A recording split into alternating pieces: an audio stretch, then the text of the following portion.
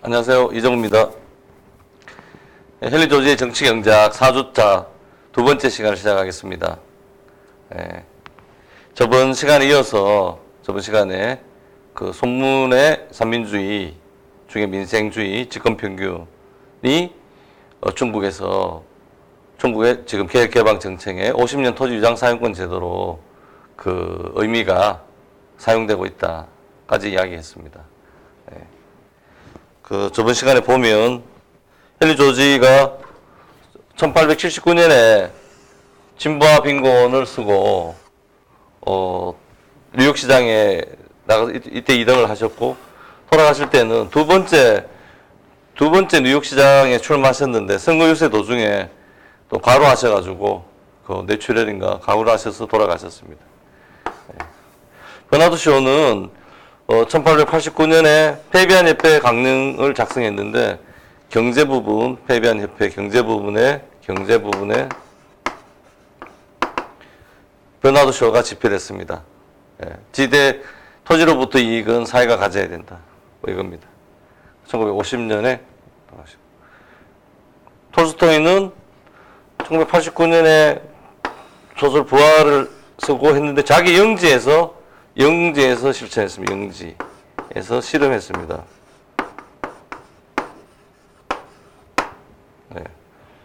손문은 1911년 신의 혁명,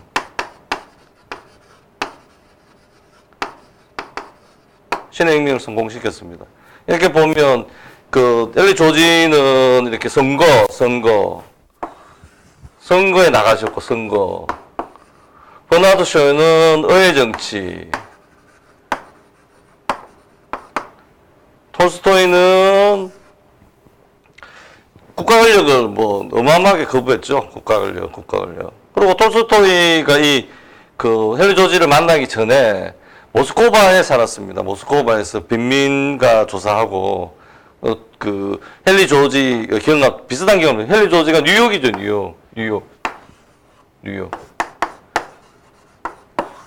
뉴욕 마철로가 들어서 강철 그 당시에 1879년 당시에도 강철 건물들이 들어서는 그 어마어마한 물질적 진보 빌딩들이 들어서는 그 뒷골목에 건강한 사람들이 1870년대 세계적인 공항이 덮쳤던 시기입니다.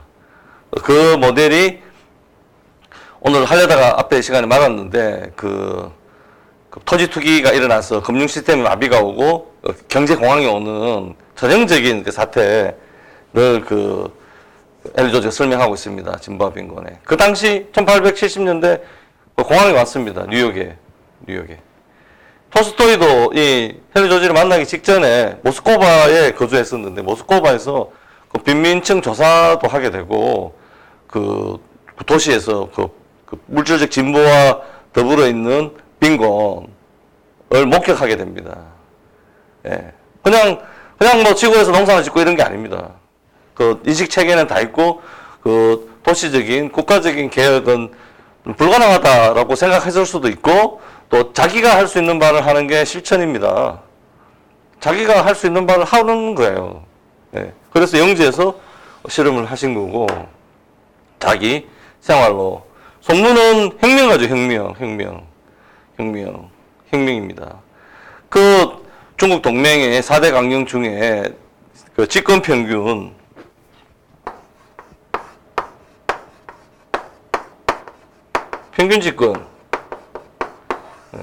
집권이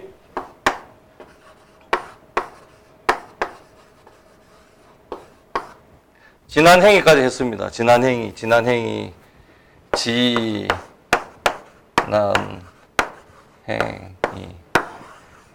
알기는 어렵고 행하기는 쉽다. 알기 어려운 게 평균 집권입니다.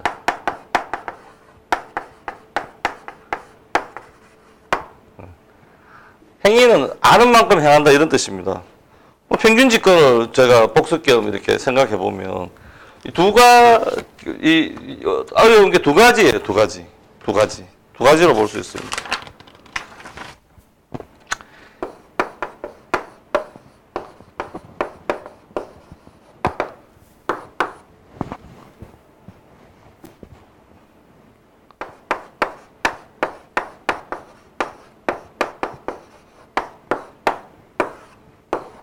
토지 문제에 있어서 그 현실적으로 예, 토지 소유의 균등이라고 혁명이 일어났을 때나 토지에 대한 평등한 권리를 회복한다. 평균 집권 이런 것들이 그 대부분의 경자 유전의 원칙 그대로 내려온 그 원칙에 그 입각해서 다 나누어 주는 거라고 생각. 토지를 현실에 있는 겁니다. 현실에. 근데 그 헨리 조지 정치 경제학에서는 우리 이론적으로 지대를 사유하는 것이 해결책이기 때문에 토지 소유 형태가 본질적이지 않습니다. 사용권을 나누어 주는 것을 사용권을 나누어 준다라고 말할 수 있죠. 사용권은 사용권 누구나 가질 수 있는 거지. 나누어 주는 게 사용권을 누구나 가질 수 있는 게 좋다라는 게 이제 근대적인 토지 소유 제도입니다. 이게 그 나누어 개인이 가지는 것이 해결책이 아닌 거예요. 개인 것이 아니다라는 게 있는 거잖아요. 토지는 재산이 아니다. 토지는 부가 아니다라는 이론적 관점이 처음부터 있기 때문에 헨리 조지 정치 경제학에서는 토지는 부가 아니다. 재산이 아닌 거예요. 그러니까 본질적으로 가질 수 없다라는 생각이 있는 거예요. 나누어 주는 게 아니다. 가지는 게 아니다. 토지는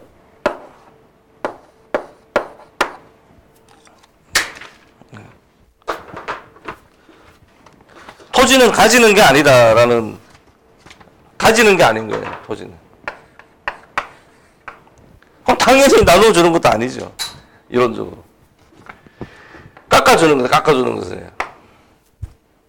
현실적으로 그 사회가 딱 시작했을 때 대토지, 대지주, 부재지주들이 가득 있는 겁니다. 사회 현실에서는. 그럼 계획을 하자고 했을 때 제일 쉬운 게 일단 토지 사용료, 지대를 반역으로 낮추어라.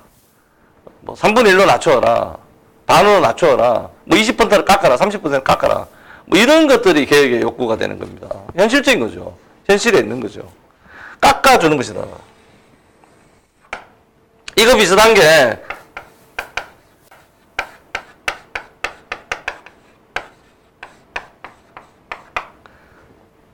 토지 가격을 하락시킨다. 토지 가격이 하락되면 토지 임대료가 하락할 것이다. 이런 게 있습니다. 이거 아닙니다. 이거 토지 가격 하락도. 토지 가격 하락도 우리 해결책이 아닙니다. 토지 가격 하락 해결책이 아닙니다. 여기 적을까요? 여기 지대, 토지 가치, 토지 가격.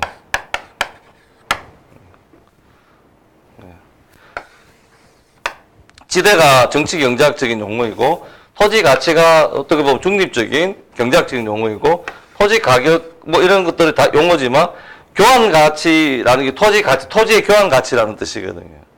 이게 토지가 그 근대 프랑스 대혁명 이후로 토지 자체가 유동화가 되기 때문에 어떻든 간에 사용권이 됐든 소유권이 됐든 어떤 형태로든지 간에 토지가 유동화된다라는 거는 교환된다라는 거는 교환 가치를 갖게 됩니다.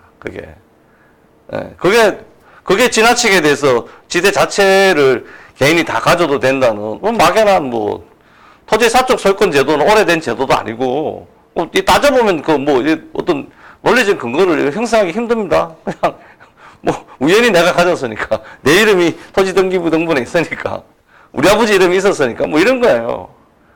그 권한을 따져가면은 부는 내가 노동했기 때문에 내가 어떻게 노동했기 때문에 이게 나의 것이다. 이 부분은 나의 것이다. 이런 것들이 성립하는 거예요. 토지는 그렇지 않습니다. 사람이 만든 것이 아니고, 어떤 개인이 어떤 뭐 소유권, 뭐 부 같은 부처럼 소유할 수 있다는 건 성립할 수 없는 겁니다. 그런데 이제 지금 토지를 유동화시키는 과정에서 토지가 교환 가치를 갖게 되고 지대를 개인이 가지면서 지대를 개인이 가지는 그만큼 토지 가격화되는 거예요. 100% 가질 수 없습니다. 자꾸만 리카도가 앞에 시간도 이래 시간 많으니까 리카도 비판하다 그랬는데 리카도가 그 봉건 영주들, 부재주들, 대지주들을 공격하기 위해서 불로소득이라든가 뭐 그런 개념들을 막 퍼부었는데 지대 자체를 이렇게 100% 지대 자체를 많이 가지면 내가 많이 가질수록 토지 가격이 높은 거예요. 네. 지대를 100% 사회가 해소해버리면 토지 가격은 0이 되죠. 아무 문제 없습니다. 토지 가격이 없어도 아무 문제 없습니다. 지금 정부 토지를 빌려서는 사회가 되자는 건데, 토지를 빌려서 사용하는, 뭐 빌리면 토지, 지대잖아, 지대. 예. 토지 임대료가 토지를 그 평가하는 기준이죠. 현실적이도 그걸 평가하면 되는 거죠. 그걸 환원해서 토지 가격화 시키는 거거든요. 예. 토지 가격은 2차적인 하나의 현상입니다. 사회적 그 지대를 개인이 사용할 수 있는 정도에 따른 그 현상입니다. 토지 가치라고 할 때는 토지가 유동화된다. 그런 관점이 있고, 유동화된다라는 건 개인에게 만족을 주니까 지대를 사유화하는 게 뭐 헨리 조지 책을 이렇게 추측하자면 뭐 한 5%, 1% 정도 토지를 관리하는 등기부등본 이름에게 그 관리비는 줄 수 있다. 그리고 교환 가치를 갖게 되는 거죠. 교환 가치를. 본질적인 정치 경제학은 토지 임대료입니다. 토지 임대료는 어떤 상황에서든지 간에 그 정당한 거죠. 정당하고 필요한 것이고, 토지 가격이 하락하면 안 되는, 또 앞장서서 말씀드리면은, 정당한 지대는 토지 사용자가 실현시켜야 되는 거예요. 네, 전혀 다릅니다. 불로소득 이런 개념을 쓰면 안 됩니다. 전혀 뭐 그런 개념으로 가게 되면 지금 제가 말씀드리는 걸 이해할 수가 없습니다. 정상적인 지대는 사회가 창출하는 가치인데, 내가 토지 사용료를 내고 그 사회로부터 토지를 빌리면은, 제가 그냥 가만히 있으면 그 지대가 되는 게 아니고, 제가 돈을 먼저 내고, 생산물 마이너스 지대 임금 이자라는 건, 제가 토지 사용료를 내고, 그 사용료만큼 개인이 토지를 잘 사용해야 되는 문제들이, 의무가 있는 거예요. 이게 어떻게 보면 그 뭐 건전한 우파라 그럽니까? 건전한 보수주의 사회를 지탱시키는 지대도 실현해야 되는 거예요. 뭔가 지대는 사회적 가치니까 사회적인 그 시스템을 잘 유지하려고 노력하는 거죠. 정치적으로 그렇고 자기 개인적으로도 그렇습니다. 노동 자체도 뭐 벌레나 기계처럼 뭐 주어진 일을 아담 스미스가 본업을 설명하는데 뭐 핀 만드는데 이렇게 5명이 모여서 너는 머리 만들고 너는 뭐 몸통 만들고 이렇게 설명하던데, 무슨 곤충들도 그거보다는 더 본업의 정도가 고급적이죠. 예. 그렇습니다. 노동 자체도 본업이 그렇습니다. 예. 그 내가 사용하는 토지를 실현시킨다는 게 내 토지에 그 최적 자본을 투여하고 최적 노동을 투여한다. 그 결정하는 것도 물론 기본이고요. 우리가 평균 생산물 분석을 하면 지대가 주어지면 그 지대만큼 내가 얼마만큼 몇 층 건물을 지을 건가, 노동 투입량을 얼마나 할 건가, 자본 투입량을 얼마나 할 건가, 이런 것들을 결정하는 경제학의 기본이고요. 내 토지와 다른 토지와의 관계, 토지에 대한 각종 법률들이나 제한이 있습니다. 그런 것들이 그 반영입니다. 토지를 잘 사용해서 지대를 실현해야 되는 겁니다. 지대를. 정상적인 지대는 클수록 좋은 거죠. 사회가 발전했다는 증표예요. 단지 그 사회가 발전하면 양으로 비중으로서 지대는 무조건 커지고 절대적인 양으로도 그 임금 지대선이라 그러죠. 임금선이라고 생각해 보세요. 지대선이 똑같이 임금선이 너무 낮게 되니까 이 물질적 발전에 따른 이 지대와 임금 이자 간의 이 언밸런스한 이 내용을 정확하게 이해하고 지대를 잘 사용해야 된다라는 게 헨리 조지 정치 경제학의 포인트입니다. 포인트. 그런 자연적인 현상에 맞춰서 대응해야 되는데 뭐 지대가 불로소득이라느니 허구적인 가치라더니 이러니까 토지 가격이 낮으면 좋다. 그렇지 않습니다. 다음 시간에 오늘 설명하다 말았지만 다음 시간 이론적인 시간에 법을 생산물로 실현될 수 없는 투기적인 거품, 그 거품은 거품, 불로소득. 불로소득이 아니라 거품소득이다, 거품. 생산물로 실현할 수 없는 일시적인 현상, 계속될 수 없는 생산물로 실현될 수 없는 그걸 실현하려고 하면 폭력이 강제되는 김밥 2줄 먹고 있는 게 지금 평균 임금인데 어떻게 보면 거기에 김밥을 1줄 먹어라, 반줄 먹어라라고 누르게 되는 거죠. 이런 일이 일어났습니다. 오늘 조금 이따 설명하겠지만 IMF 사태, 예? 경제공황 이런 것들이 그런 사태가 일어나서 멀쩡한 사람이 굶어 죽는 현상이 일어나는 거죠. 생산이 중단되는 현상이 일어납니다. 그런 것들은 예외적인 현상입니다. 예외적인. 예. 생산물로 실현될 수 없는 그 폭력적인 거품 같은 그 투기적인 토지 투기가 일어나기도 하는 거죠. 예, 예. 튤립 한 뿌리에 몇 천만 원씩 가는 거죠. 지금 비트코인인가 뭐 이런 것들이 뭐 어마어마하다면서요. 그게. 예. 통과하겠습니다. 투기죠, 투기. 다시 가서 진안이라는 게 저희들이 제가 그 다른 스터디하고 병행하고 있는데 어렵다라는 거는 개인의 관점을 벗어나서 사회 전체적인 관점에 선다라는 게 이야기 제일 어려운 것 같습니다. 두 번째는 사회적인 전체적인 관점이다 보니까 그 지대 모델에서 중심지라는 용어는 한계지와의 그 사회 전체 속에서 한계지와를 상응하는 거예요. 헨리 조지가 정치 경제학에서 공간이라는 건 세 지점이 있을 때 의미가 있다 그럽니다. 제가 해석하자면 중심지와 한계지 그리고 제가 서 있는 곳이죠. 내가 중심지와의 관계, 한계지와 관계. 따로따로가 중심지와 한계지의 관계가 기본적인 이론이고 지대를 발생시키는 이론이고 그 속에서 내가 사용하고 있는 토지가 어디 있는가? 내가 사용하고 있는 토지의 지대는 얼마인가? 예. 이 공간의 의미를 갖는 것은 적어도 세 지점이 필요하다라고 말하는 거죠. 중심지와 한계지가 세트 개념이다. 그 하위 개념으로 내가 있는 겁니다. 이런 걸 지금 내가 지금 써가 있는 이 지점을 이해하는 방식이에요. 제가 헨리 조지의 정치 경제학 모델로 이 세상을 본다 그러면은 제가 서 있는 지금 여기 학원 일산에 있습니다. 일산에 있는 5층 건물에 있는데 이런 것들을 인식할 때 기본적으로 우리 사회 전체 속에서 내가 어디 위치에 있는가라는 건데 우리 사회 전체라는 것들을 기본적으로 중심지와 한계지 개념으로 파악하는 거예요. 서울 오는데 일산 근처에는 40층짜리 아파트들이 막 들어서는데, 예? 제가 가본 시골에는 경상도 밑으로 시골에 가니까 명운이 없어지는 게 아니라 구문이 없어지고 도시도 없어지는 거예요. 이게 똑같은 하나의 현상이다.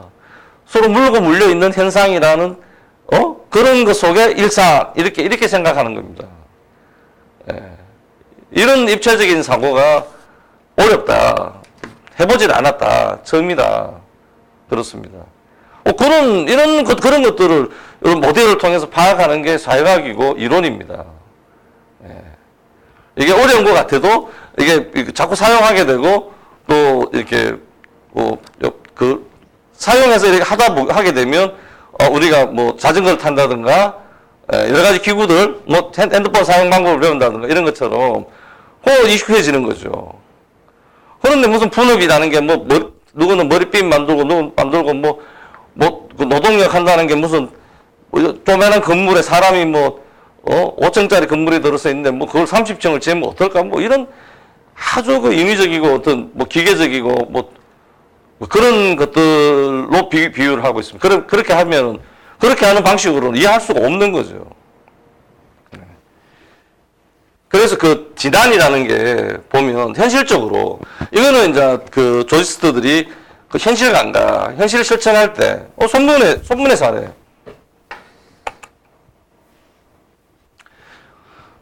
헨리 조지는 정치 활동을 하지 않았는데 그 당시 노동자 연합당의 대표로 2번 뉴욕시장에 나갔습니다. 그리고 하루도 쉬지 않고 자기 책 쓰고 저술하고 강연하고 사람들 만나고 1879년 이내로 돌아가실 때까지는 선거를 통한 대도시 시장이 되자. 대도시 시장에 대해서 자기가 해보겠다. 예. 이재명 성남시장이 분이 기본소득을 도입하고 또 그 성남시의 토지의 공영개발로 인해 생긴 이익을 기본 배당해보겠다. 예. 기본소득으로 해보겠다. 그 지급하는 걸 지역화폐로 해보겠다. 상당히 타당성이 있다고 생각합니다. 예. 그런 거 해보시려고 뉴욕시장에 출마하셨겠죠. 예. 근데 첫 번째 선거 2등 하시고 두 번째 선거에서 선거 도중에 돌아가셨습니다. 버나드 쇼는 페이비안 협회 안에도 보면 막스주의자들이 막스주의자들이 대부분이고 조지스트는 소수입니다. 어떻게 보면. 그렇지만 돌아가실 때까지 줄기차게 자기 페이비안 협회 강령에 포함되어 있는 헨리 조지 사상을 유지시킨 거죠. 그리고 현실 속에서 할 수 있는 노력은 다 했습니다. 어떻게 보면. 현실 그 자체죠. 현실 그 자체. 예. 의회 정치를 통해서. 톨스토이는 모스코바의 직전에 살다 왔는 것처럼 영지에서 자기가 실험했습니다. 부부간의 불화라든가, 유산 분배에 따른 문제라든가, 제 이야기를 듣고, 또 우리 시대의 노예제도라는, 헨리 조지 공부하시는 분들이 톨스토이의 후반기 활동, 헨리 조지 알고 난 다음에 후반기 활동에 대한 우리말로 된 발췌된 책이 있습니다.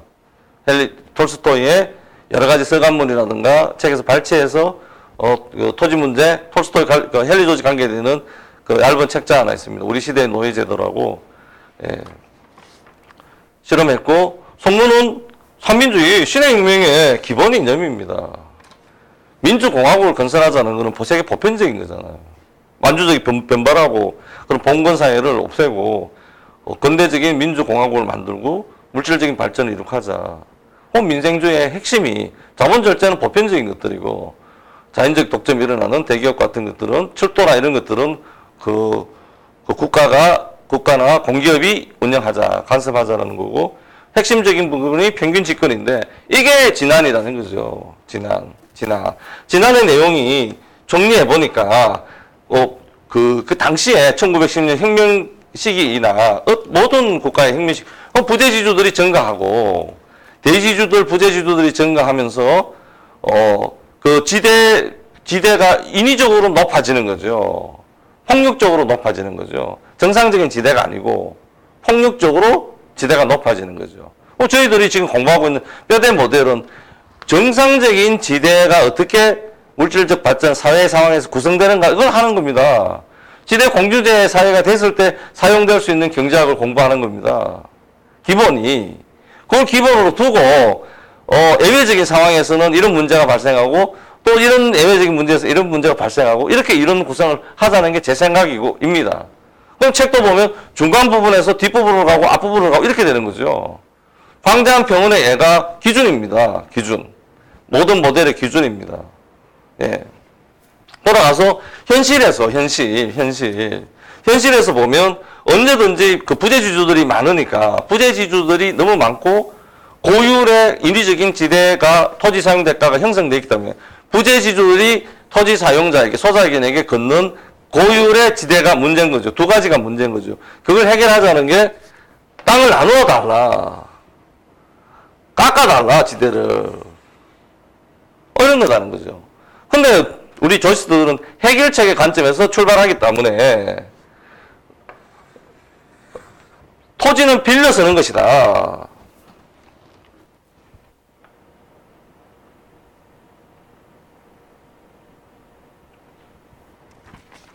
토지는 빌려 쓰는 것이다. 지대는 깎아주는 게 아니라 정상적인 지대를 계산해서 이 사회에 납부하는 것이다. 토지 가격은 2차적인 현상이다. 지대가 본질이고 토지 가격은 그리고 물질적 진보가 일어나면 토지 가치는 증가하기 때문에 기본적으로 증가하기 때문에 토지 가격은 약간의 조건들이 붙은 거예요.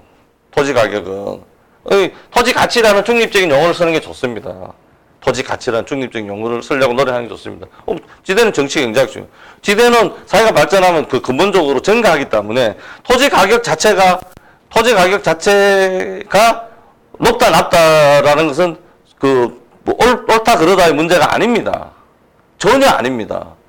정상적인 그 지대가 증가하는 상황에서 토지에 유동성을 많이 주게 되면 그 유동성을 많이 준다는 건 토지가 자유롭게 거래되도록 하려 그러면 그 소유권자에게 약간의 인센티브를 주게 되면 토지 가격이 형성됩니다. 그런 의미의 토지 가격이 A 시점에서 B 시점으로 막 증가할 수 있습니다. 예. 그래, 사회가 인식을 하고 통제하면은 불가능한 게 아니죠. 토지 가격은 지대로부터 나오는 파생 개념에 불과하다라는 거죠. 지대가 본질이기 때문에 토지 가격 자체가 증가하고 하락하는 것들은 부차적인 문제다는 거죠. 물론 폭력적인, 뭐 인위적인 그런 토지 가격은 응급 상황에서 예외적으로 인위적인 정책들을 펼 수도 있는 거죠. 예. 지난 행위가 되고, 나눠 달라라는 것들이 그게 아니다. 깎아 달라는 게 그게 아니다라는 거는 저희들이 조지스트, 헨리 조지 정치경제학에서는 해결책의 관점에서 있고, 우리 이론이 확실하기 때문에,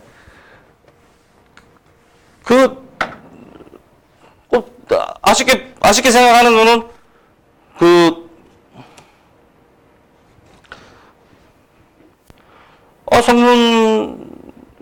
25년에 돌아갔었어, 25년에 돌아가셨다. 이 이후에 평균 집권이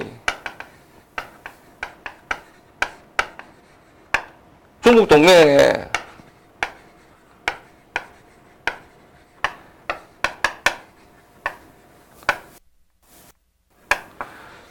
중국 혁명을 이루는 뼈대가 되는 중국 동맹에 가입할 때 네 번째 선서 조항인 평균 집권이 이렇게 강조하시고 돌아가실 때도 강연하시고 민생주의 부분에 평균 집권이 핵심 개념이다라는 걸 자기가 실천하고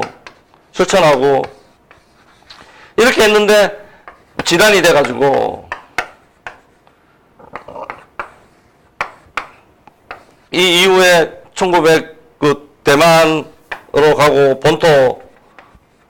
본토에서 중국 본토가 공산당,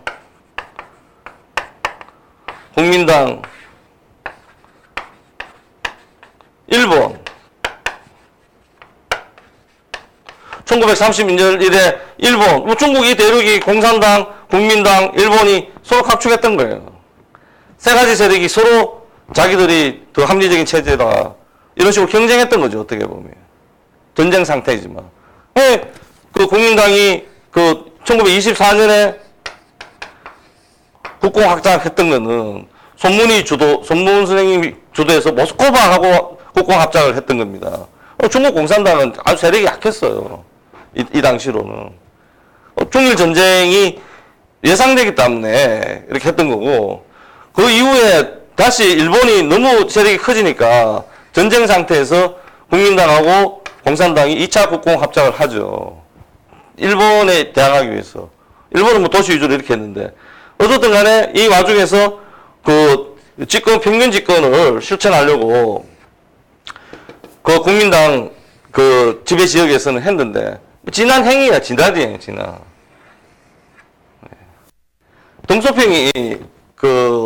등소평이 이 당시에 1930년 40년 이 당시에 중국 굉장히 큰 나라니까 지방 이렇게 해방구를 했는데 농사를 잘 지었다는 거 아닙니까? 농사를 경제를 먹고 사는 문제를 해결했다는 거 아닙니까? 중국 공산당의 실용파들이 의미를 갖는 거는 이 국민당하고 일본 정부들하고 이거 경쟁 시기에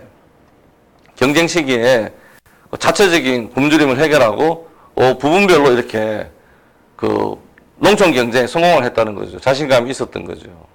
그거하고 또 홍콩 사례라든가 산둥반도에 있었던 독일에서 헨리 조지식 이 중국 땅을 빌렸기 때문에 산둥반도에서 자연스럽게 지대를 사회유지 비용으로 사용하는 제도들을 실천할 수 있는 거죠. 조개지.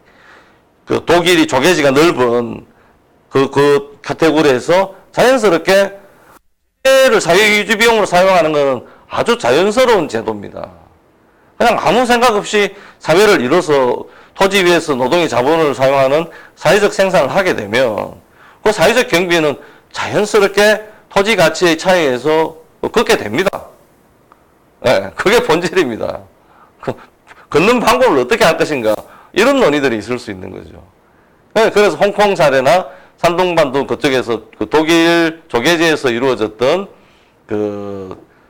토지 지대를 사유하는 방식이랄까, 예. 뭐 이런 것들 또 자기가 그 해방부에서 실제로 그 농촌 경제 차원에서 실험해 본 것들이란가, 뭐 이런 것들에 대해서 모티브가 합쳐졌다고 볼 수도 있고, 제가 말씀드릴 수 있는 거는 그 마르크스 정치 경제학, 제가 대학교 때 뭐 이렇게 마르크스 정치 경제학 열심히 공부했었습니다. 그렇지만 뭐 지금 제가 설명하는 거하고는 뭐 전혀 관계가 없고 또 그 정반대의 그 이론을 막 비판하게 되면 뭐 이렇게 힘마들고 유익이 없기 때문에 통과하겠습니다. 하여튼 전혀 중국 공산당에 물어보고 싶습니다. 중국 공산당 정치 경제학 가르치는 분들에게 그럼 뭐 이런 토지를 사유한다는 정확한 그런 것들이 없습니다. 그 막스 정치 경쟁은. 그거 하나 말씀드려야 되죠. 갑자기 제가 빠졌습니다. 톨스토이가 영지에서 이렇게 영지 차원에서 했는데, 예? 러시아 혁명 이후에, 예, 다음 장으로 넘어가겠습니다. 러시아 혁명 이후에 레닌 이후에 거기 협동농장 만드잖아요. 중국의 인민공사? 협동농장? 톨스토이 모델하고는 아무 상관없습니다. 아무 상관없습니다, 이거.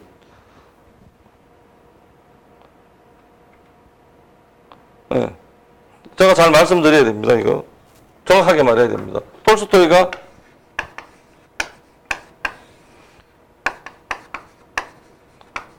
공동체죠, 공동체.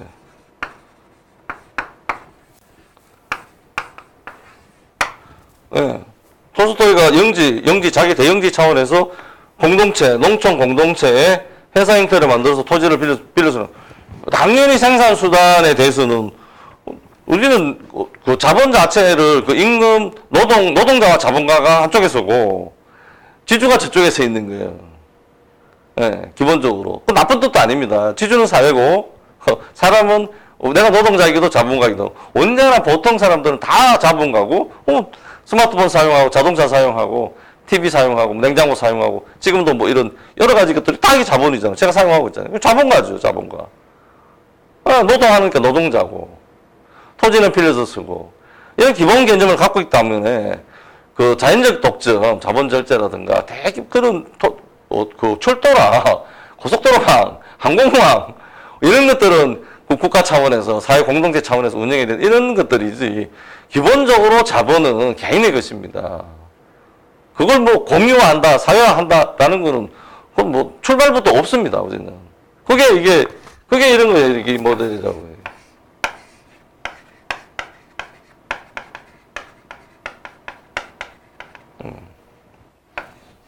지대와 임금과 이자를 지대선이 먼저 가르는 거예요. 임금과 이자 안에는 서브 벡터로 이렇게 그래서 임금선이라 그러지 않는 겁니다. 임금선이 또 오해하기 때문에 임금과 이자 간에는 그 지대선의 규정을 받아서 이렇게 그 2차적으로 이렇게 형성이 되는 겁니다. 예. 제가 이렇게 설명하다 보니까 또 착각할 수 있겠네요. 여기 보면 혁명 이후에 일단 조금 더 보겠습니다. 여기 보면 1차 세계대전이 이렇게 일어났습니다. 1차 세계대전이 속도를 내겠습니다. 제가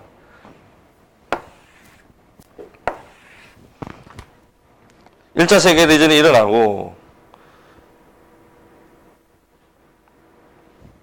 2차 세계대전이 일어났는데 이 양자 간에 그 공산주의 혁명이 일어났죠. 러시아에서 일어났죠. 1917년. 예. 중국에서 어떻든 간에 1945년 이후에 중국도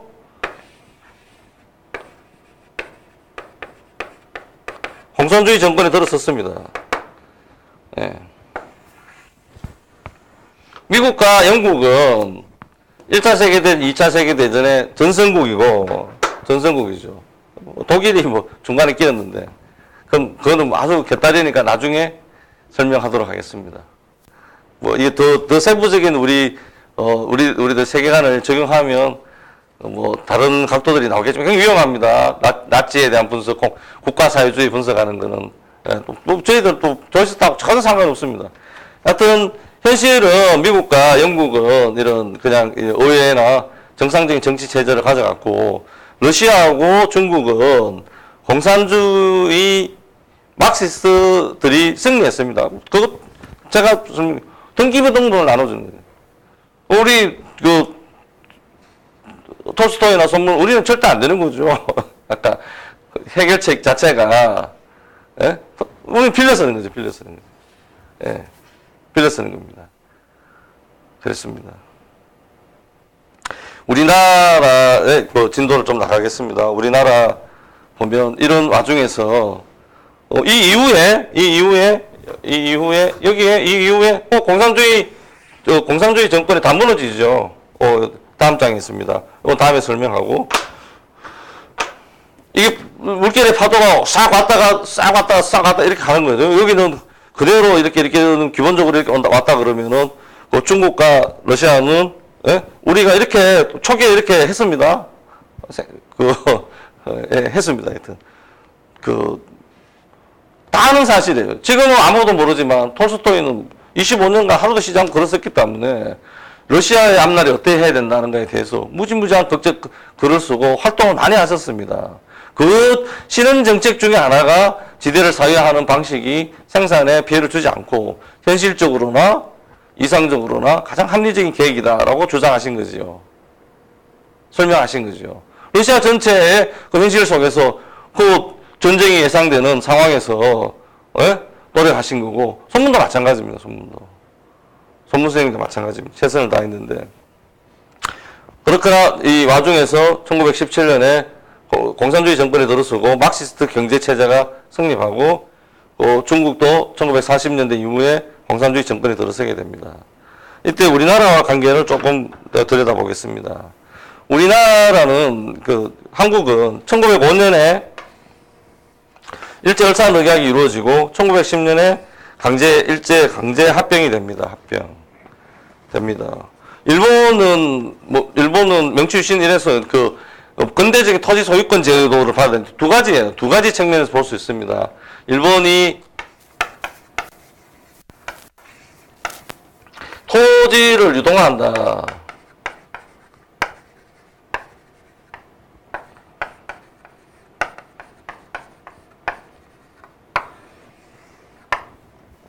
토지를 유동화한다. 토지가 봉건 귀족에 묶여 있는 게 아니라 토지 자체를 거래 대상으로 해서 이렇게 토지와 노동과 자본이 잘 결합할 수 있다. 이게 이제 근대적인 프랑스 혁명 이후에 전 세계를 휩든 자유주의 근대적인 교환 경제 발달의 하나의 단초입니다.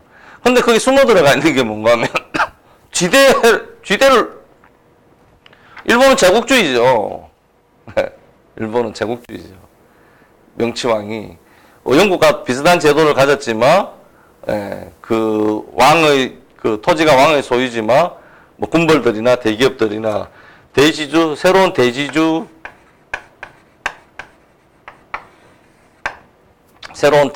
대지주제로 갔다고 볼 수 있습니다.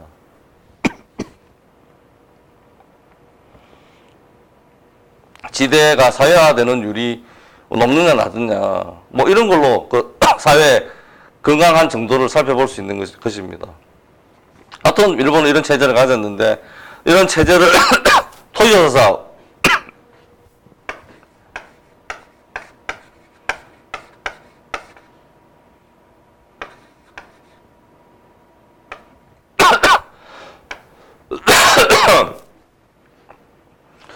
이 실제적인 토지조사 사업이 때 이루어졌죠. 한국에는 막대한 공유지가 있고 지금도 있습니다. 국공유지가 막대하게 있고 또 지대는 나라의 것이고 토지는 나라의 것이고 토지 사용자는 나라의 땅을 사용하기 때문에 전쟁이 일어나면 나가야 되고 평상시에는 조세를 바칩니다. 기본입니다. 다른 세금들이 많아지고 복잡한 폭력적인 양상들이 일어났지만 사회 근간되는 뼈대는 그렇습니다. 이건 자연적인 제도입니다. 다른 인위적인 그 잘못된 폭정들이나 어떤 그 정책들이 많지만 그 조선시대 때 빼야 되는 제도는 그렇습니다. 토지는 하늘의 왕의 것이고 그 모두의 것이기 때문에 그 땅을 사용하는 사용료로 사유지 경비를 내는 거죠. 그리고 공유지들이 있고 그 토지가 유동화된다. 이게 잘 살펴보면 토지가 유동화된다는 게 토지 사유재산권 제도의 근간입니다. 이게 지대를 개인이 가져도 된다는 거하고 상관없는 건데 어떻게 이상하게 그 결합이 돼서 지대를 사회의 것을 내 맘대로 써도 된다. 이런 막연한 게 막 스며들어 있는 겁니다. 토지 자체를 유동화시키기 위해서는 이렇게 분할해서 이게 누가 관리하고 있다라는 1대1 대응을 맺어줘야 됩니다. 예. 공동체가 다 갖고 있다. 막연하게 우리의 것이다. 이러는 것들은 토지를 사용하는데 제한이 있는 겁니다. 예. 그런 토지 조사업에서 지적도를 만든다. 그 토지를 이렇게 분할한다. 이런 것들이 있고 그런 가운데서 내려오던 토지 공유의 전통을 막다하게 막 흔들어버린 거죠. 깨진 거죠. 각지의 의병이 일어납니다. 의병이 일어납니다. 이제 이거는 주관적 해석이기도 하고 그런데 톨스토이가 1910년에 돌아가실 때까지 이때 영지에서 실험을 했습니다. 전 세계적으로 와서 보라. 똑같습니다. 행위. 지난 행위입니다. 지난 행위.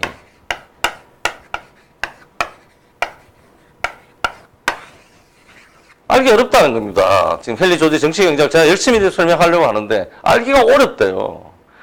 톨스토이 똑같습니다. 토지 부활 소설까지 해서 설명해도 사람들이 알기가 어렵대. 모르겠대. 왜 나눠주지 않고 왜 깎아주지 않느냐네. 왜 해결책이라는 게 왜 회사를 만들어야 되고 토지는 또 사회가 다 가지고 또 생산수단인 막스주의자들이 톨스토이 다 왔죠. 절대 안 되죠. 절대. 그건 인간이 나를 사회화한다는 게 말이 됩니까? 내 옷인데 이게 자본입니다. 이게 개인의 자유를 억압하고 말도 안 되는 게 되는 거죠.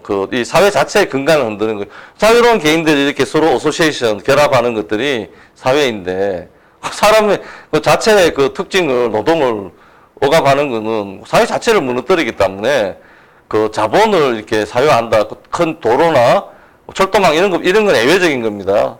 기본적인 자본을 생산 수단을 그걸 공동체 마을 소유로 한다. 협동농장 만든다 이러는 거예요. 우리 그 조그마한 생각도 있을 수 없는 거죠.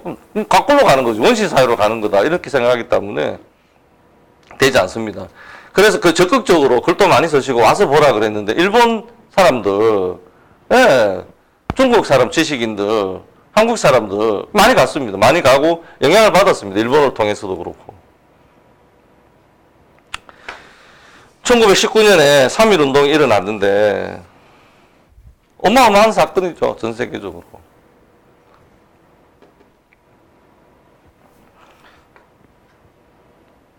중국의 오사운동이 일어났습니다. 그 다음 해인가 그 해인가 중국의 학생들 청년들이 봐라 조선을 봐라 저렇게 하지 않냐. 이 쭉 내려오는 일본이 하는 가장 물질적인 사회 근간을 흔드는 게 그 토지에 대한 권리관계를 다 흐물어버리는 거예요. 그러고 일본인들이 대지주가 되는 거죠. 기본적으로 친일파들이 대지주가 되고 일본인들이 대지주가 되고 그게 10년 지나니까 무슨 일이 일어난지 알게 된 거죠. 근데 3.1운동처럼 이렇게 총괄 앞에 나와서 너 죽여도 된다 이런 식으로 투쟁하는 사례가 전 세계적으로 없습니다. 그런데 톨스토이가 모스크바에서 살고 그 위력이 있는 사람이 그 군대나 국가 권력에 저항하면서 그 러시아 제정입니다. 러시아 제국주의예요. 러시아 제국주의, 일본 제국주의. 명시천황. 톨스토이 저항했던 거는 러시아 제정, 러시아 황제 체제입니다. 똑같습니다. 거기에 자기가 저항하는 하나의 방식으로 자기 영지로 내려가서 시골에서 자기가 살고 있는 자기 소유의 토지에서 그 상당한 규모의 실험을 했던 겁니다. 그리고 논리적인 게 그런 국가나 그 폭력적인 양상을 통해서 그 이상적인 사회를 건설할 수 없다라고 말한 거죠. 그렇잖아요. 일본 제국주의에 저항한 거죠. 네. 제가 생각하기에는 톨스토이가 이론을 제공하고 톨스토이가 이야기한 대로 했다 이렇게 볼 수 있습니다. 물론 그 러시아 혁명이 성공했기 때문에 이때 레닌이 집권하고 있을 때는 그런 뭐 강제적인 그 토지 자체로 막 이렇게 협동공단 만들고 이런 일이 없었습니다. 그냥 토지 등기부 등본만 나눠줬죠. 어떤 그런 흐름도 있어. 러시아 혁명의 흐름도 있었지만 이 어떤 이론적 근거라 그래야 되나?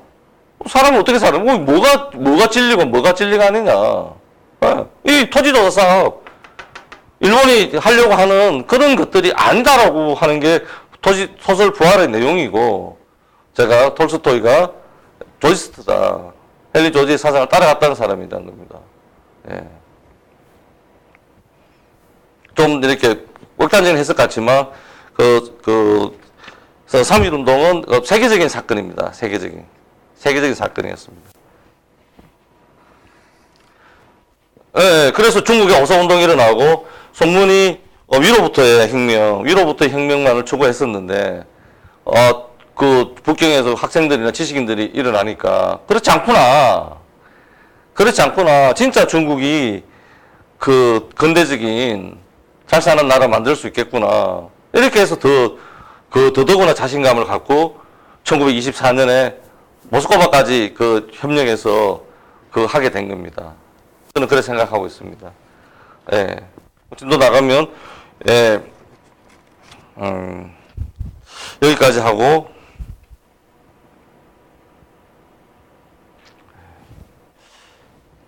이걸 어떻게 모르겠네.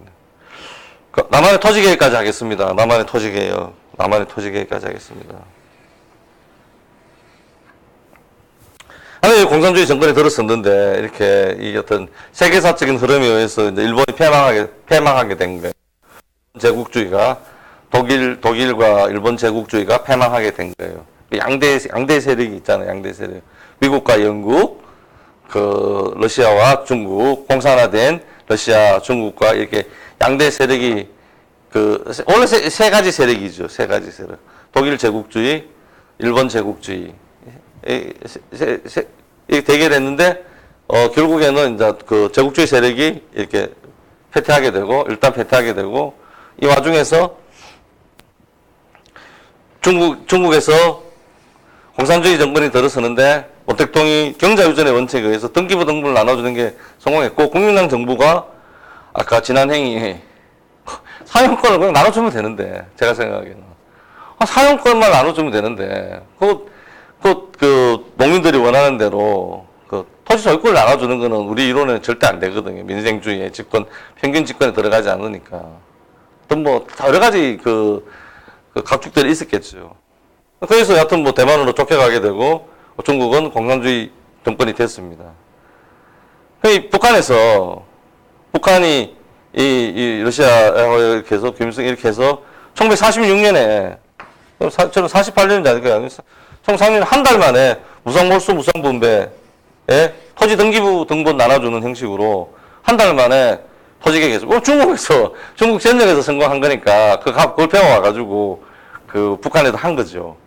예, 러시아에서도 했고, 러시아 공산주의자들이 한 게 토지 등기부 등본 나눠주는 겁니다.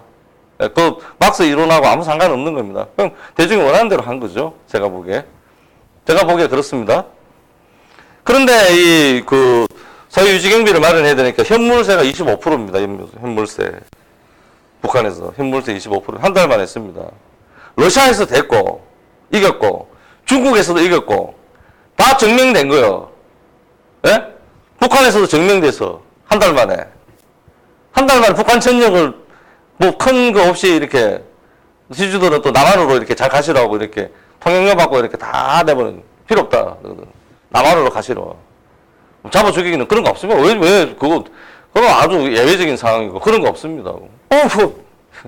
이게 자본, 뭐, 건부치라든가 이런 것까지 다 이렇게 몰수하는 방식으로 돈 내면 남한으로 보내준다는 이런 방식으로 대거 뭐, 지주계층들은 남한으로 다 내려왔죠. 내려보내는 거죠, 어떻게 보면. 그럼 뭐, 아무 사적 마찰이 거의 없이 유리 없는, 46년 3월에 무상몰수, 무상분배, 현물세 25%. 현물세 25%, 이게 중요한 거예요, 이게. 위키백과 보는 게 27%라고 나오던데, 뭐. 어떻게 되는지 모르겠지만. 이 상황에서, 예, 한국 자체에 토지 공유의 전통이 있다고 하지만, 제가 짧게 말씀드리면, 1950년 3월에,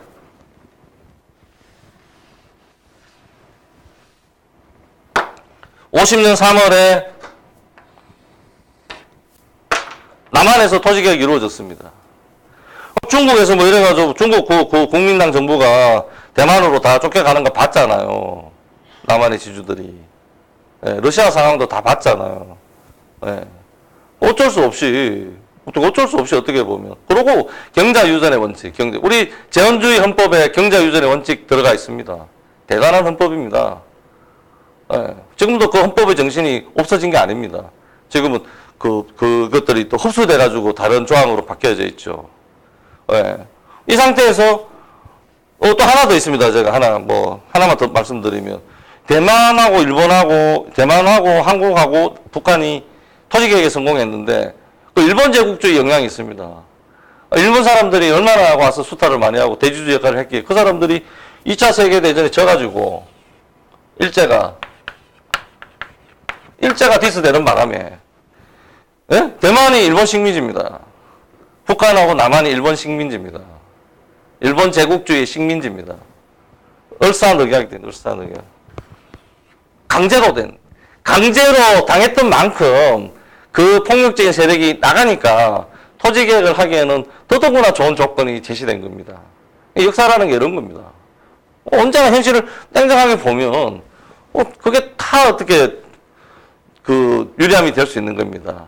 딱 제일 요인이 일본인들이, 우리나라 같은 경우 일본인들이 남기고 간 공장에 인수할 수 있는 지가증권을 발행. 우리는 어떻게 했는가 하면, 남한은, 토지 생산물의 150%를 5년 군분 상환하는 조건으로 토지개혁이 이루어졌는데, 그러면 30%지, 30%. 30% 5년. 북한은 25% 영원히 토지세가 법률로 규정되어 있는 게. 그런데 이 균분 상환하는 조건이 지가정권으로 지주들이, 우리는 유상몰수 유상분배거든요. 유상몰수 유상분배인데, 유상몰수가 지주들에게 주는 게 지가정권이라는 걸로 발행을 했는데, 6.25 전쟁이, 6.25 사변이 일어나는 바람에 그 진가정권이 인플레가 돼가지고 휴지 조각이 돼버렸어요. 그리고 등기부 등본을 우리도 똑같이 이때 1950년 3월인가 하면, 이때 토지를 분배하는 사용자, 경자유전의 사용자 명부가 만들어진 거예요. 예. 5년 지나서 등기시켜 주는 게 아니라, 이때 등기됐던 것들이 소유권이 인정이 된 법률적으로 인정이 되는 거예요. 전쟁이 벌어요. 6월 25일 날. 북한이 밀고 내려와 주는 덕분에, 3월 달에 명단이, 토지와 토지 분배받은 사람 명단이 다 확정이 됐다고요. 예. 그럼 몇 달 있다가, 북한군이 공산주의, 군대가 내려온 거예요. 전쟁 중에 인플레가 돼가지고, 지가정권 자체가, 휴지가 되는가 동시에,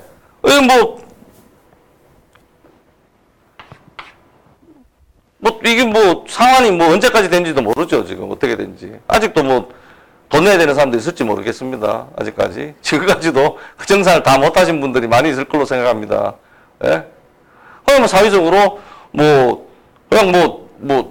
없었던 일로 된 거예요. 공짜가 된 거예요, 공짜. 그런데도 토지세는 내니까 한 10% 정도, 5%나 10%, 여러 가지 현물세 전쟁 중에다 세금 뜯어가니까, 정상적인 생각까지 합하면 한 10% 정도 세금 물었겠지만, 여하튼 30%를 5년 동안 내야 되는데, 그거 다 낸 지주들이 없는 거죠. 북한은 현물세 25%인데 남한은 예, 이 전쟁 중에 예, 그 남북은이란 영화 뭐 그 공산주의자가 쓰는 그 수기를 바탕으로 한 영화에도 보면 자기들이 만든 시나리오에 의한 영화에도 보면 그 전라도 지방에 그 빨치산들이 내려와서 이렇게 러시아에서도 성공하고 중국에서도 성공하고 북한 전역에서 다 성공한 한 달 만에 성공한 무상몰수 무상분배 현물세 25% 예? 매년 25%이 토지계획을 이렇게 딱 제시를 하면 이 가난한 소작인들이 이렇게 만세를 부르고 환영할 줄 알았는데 이 50년 3월 달에 이때도 뭐 협잡이 있고 뭐 여러 가지 뭐 미리 자기들끼리 나눠 먹고 이런 일이 많았죠. 한 반 정도 성공했다고 볼 수 있을까요? 어쨌든 간에 이때 명부 작성을 한 거예요, 명부전. 그리고 이승만 정부가 그 부산으로 다 이렇게 피신을 해 가면서 유효하다라고 말했죠, 유효하다고. 이게 유효하다. 정사는 다 안 됐지만 50년 3월 달에 작성했는 토지 대장 그 명부가 유효하다. 일본으로 지금 배 타고 떠나야 될 입장인데 뭐 유효하다고 그러는 거죠. 실제로 그렇게 법률도 그렇게 되고 실제 진행도 그렇게 됐습니다. 그러니까 남한에 있는 그 소작인들, 예, 토지 갖지 못한 사람들은 토지를 다 가진 거예요. 그러고 그렇습니다. 무슨 말 하는지 모르게 된 거죠. 발치산들이 내려와서 무상몰수 무상분배 현물세 25%만 내면 된다고. 그래 6월 25일 날 6.25 전쟁이니까 그 전라도 지방이 다 점령이 됐잖아요. 점령이 돼서 가을이 왔습니다.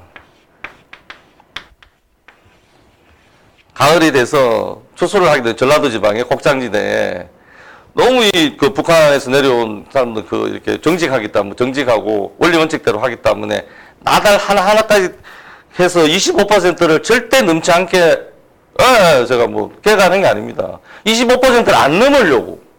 나달 하나하나까지 다 조사해서 토지 대장을 만들어서 징수했습니다. 25%를 안 넘으려고요. 근데, 남한 이승만 정부는 150%를 5년 균분상한 30%, 받아갈 방법이 있어야지. 예? 전라도 지방은 북한 인민군에 점령돼 있고 부산에 가 있는데 그럼 이 50년 3월 달에 토지계획 대장이 그게 유효하냐 이러니까 유효하다고 말했죠. 당연하죠. 유효한 거죠. 지금도 유효합니다. 이게 정산됐냐 안 됐냐를 따지지 않고 그때 했던 것들이 우리나라의 근대화라든가 지금 현대 한국을 만드는 중요한 전 세계적인 토지계획의 성공 사례로 꼽히고 있습니다. 마찰이 일본 제국주의가 제국주의자들이 강폭력적으로 우리 토지를 점령했던 사람들이 2차 세계대전에 미국이나 영국이 승전국입니다. 감사하죠. 이 덕분에 일본인 지주들 또 자산가들이 싹 빠져나가는 덕분에 토지계획을 할 수 있었고 두 번째는 이 폭력적으로 토지 등기부 등본 나눠주는 방식으로 중국과 러시아가 공산혁명이 성공했는데 너무 그래가 성공하는 바람에 이런 아이러니가 생긴 거예요. 이런 아이러니가. 그런 자신감으로 전쟁을 일으켰는데 이해 1950년 가을에 결정이 난 겁니다. 농민이 토지 소유자가 어느 길을 가겠습니까? 어느 길을 가겠어요?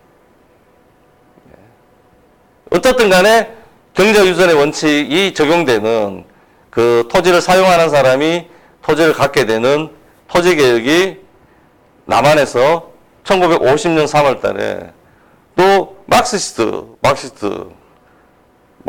아니라고 할 수도 있죠. 북한 공산주의 정권이 전쟁을 이렇게 폭력적으로 밀어붙이고 25% 현무세를 걷기 위해서 나달 하나까지도 검사하는 전라도 지방에 투수할 때 했는 덕분에 대다수의 토지 사용자들이 지금 경제유전에 우리 남한의 뼈대를 이루게 된 겁니다.